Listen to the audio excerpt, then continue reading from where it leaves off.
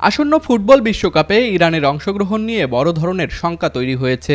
নিজেদের ম্যাচগুলো যুক্তরাষ্ট্র থেকে মেক্সিকোতে সরিয়ে নিতে ফিফার কাছে আনুষ্ঠানিক অনুরোধ জানিয়েছে ইরান ফুটবল ফেডারেশন আইএফএফ।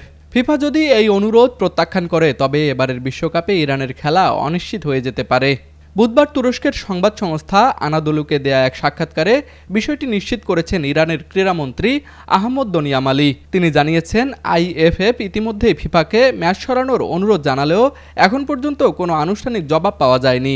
ক্রীড়ামন্ত্রী স্পষ্ট করে বলেছেন, ফিফা আমাদের এই অনুরোধ গ্রহণ করলেই কেবল বিশ্বকাপে ইরানের অংশগ্রহণ নিশ্চিত হবে।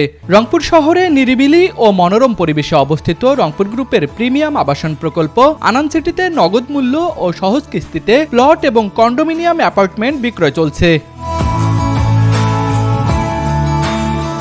বিশ্বকাপ খেলতে দলের প্রস্তুতিতে কোনো ঘাটতি রাখা হচ্ছে না বলে জানিয়েছেন ইরানের ক্রীড়ামন্ত্রী। তবে যুক্তরাষ্ট্রে খেলার বিষয়ে নিজেদের কঠোর অবস্থানের কথা জানিয়ে তিনি বলেছেন, বর্তমান পরিস্থিতিতে যুক্তরাষ্ট্রে গিয়ে ইরানের ম্যাচ খেলার সম্ভাবনা খুবই ক্ষীণ।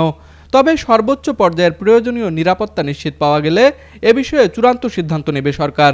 আগামী 11 জুন পর্দা উঠবে এবারের ফুটবল বিশ্বকাপের। ফিফার বর্তমান সূচি অনুযায়ী আগামী 16 জুন লস অ্যাঞ্জেলসে নিউজিল্যান্ডের বিপক্ষে ম্যাচ দিয়ে নিজেদের বিশ্বকাপ মিশন শুরু করার কথা ইরানের।